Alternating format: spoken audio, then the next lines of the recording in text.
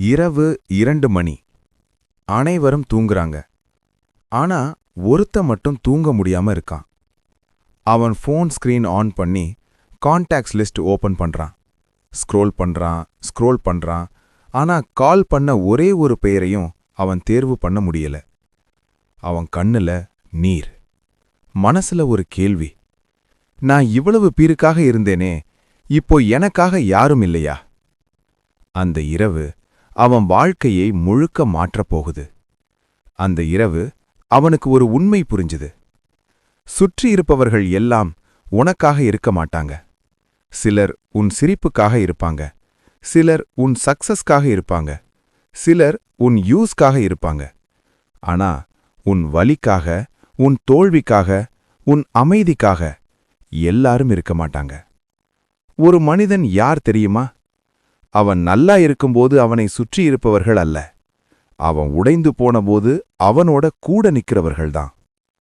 அந்த இரவு அவன் புரிஞ்சுக்கிட்டான்.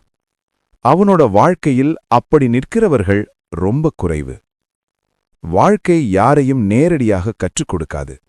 அது உன்னை நேராக தள்ளிவிடும். தனிமை, தோல்வி, அவமானம், நம்பிக்கை இழப்பு, இந்த 4 இடங்களில். அங்கிருந்து நீயே உன்னை காப்பாத்திக்கணும். நீ இப்போ விழுந்திருக்கலாம். உன் பிளான் ஃபெயில் ஆயிருக்கலாம். நீ நம்பிய மனிதன் உன்னை ஏமாற்றியிருக்கலாம். ஆனா விழுந்தது தோல்வி இல்ல. அங்கேயே படுத்திருப்பதுதான் உண்மையான தோல்வி. ஒரு கேள்வி கேட்கணும். உன் வாழ்க்கை யாரோட கையில் இருக்கு? உன் பாஸ்டா? உன்னை விட்டு போனவங்களா? உன்னை தவறாக புரிஞ்சவங்களா? அல்ல, இப்போ நீ எடுக்கிற ஒரு முடிவு. அதுதான் உன் வாழ்க்கையை முழுக்க மாற்றும். ஒரு நாள் வரும், நீ கண்ணாடி முன்னாடி நின்னு உன்னை நீயே கேட்ப, இன்னும் எவ்வளவு நாள் நான் இப்படி தள்ளாட போறேன்? அந்த கேள்விக்கு பிறகு நீ எடுக்கும் முடிவுதான் உன் வாழ்க்கையின் டர்னிங் பாயிண்ட். அந்த நாளிலிருந்து நீ உன்னோடையே ஒரு போராட்டம் ஆரம்பிக்கணும். மற்றவர்களோட இல்ல. உன் சோம்பலை எதிர்த்து, உன் பயத்தை எதிர்த்து, உன் செல்ஃப் டவுட்டை எதிர்த்து. உன் வாழ்க்கையில் முதல் எதிரி யார் தெரியுமா? உன் எதிரிகள் இல்ல, உன் நண்பர்கள் இல்ல, உன் மனசு. அதுதான் சொல்றது, இது உன்னால முடியாது, நீ லேட் ஆயிட்ட, மற்றவர்கள் எல்லாம் முன்னாடி போயிட்டாங்கன்னு. நீ உன்னோட வாழ்க்கையை மற்றவரோட கம்பேர் பண்ண ஆரம்பிச்சா அது விஷம் மாதிரி. ஒவ்வொருத்தருக்கும் வாழ்க்கை டைமிங் வேற. யாரோ 20ல வெற்றி அடைவாங்க, யாரோ 40ல. அதனால் நீ லேட் இல்ல. நீ ஸ்லோவா போறியா? பரவாயில்ல. ஆனா ஸ்டாப் ஆகாத. நீ மெதுவா போனாலும் நீ முன்னேறியா? அது போதும்.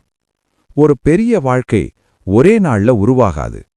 அது சின்ன சின்ன முன்னேற்றங்களின் கூட்டுத்தொகை. இன்று 1% இம்ப்ரூவ் பண்ணு, நாளை இன்னும் 1%. ஒரு வருடத்துக்குப் பிறகு நீ உன்னை நீயே அடையாளம் காண முடியாது. மோட்டிவேஷன் எல்லாருக்கும் வரும். ஆனா டிசிப்ளின், அது சிலருக்குத்தான் வரும்.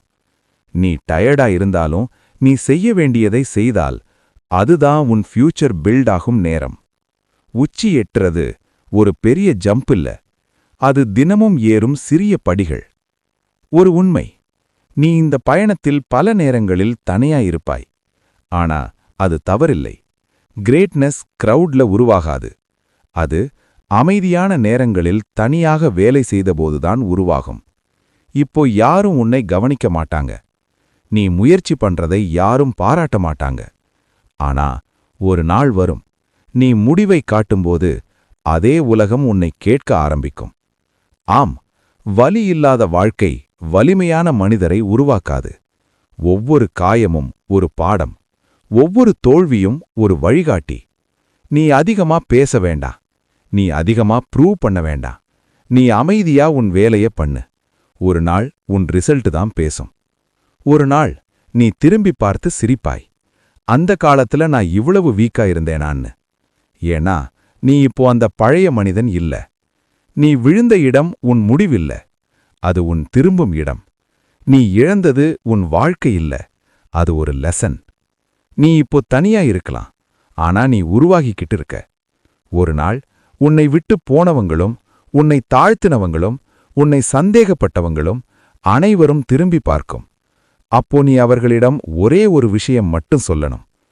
நான் விழுந்த, ஆனா நின்ன, நடந்த, இப்போ ஓடுற. நினைவில் வை, உன் வாழ்க்கை யாராலும் எழுதப்படாது. அதை எழுதுறவன் நீதான். நீ விழுந்த இடம் உன் முடிவில்ல, அது உன் திரும்பும் இடம். இந்த வீடியோ உங்களுக்கு பிடிச்சிருந்தா லைக் பண்ணுங்க, உங்கள் கருத்தை கமெண்ட்ல சொல்லுங்க.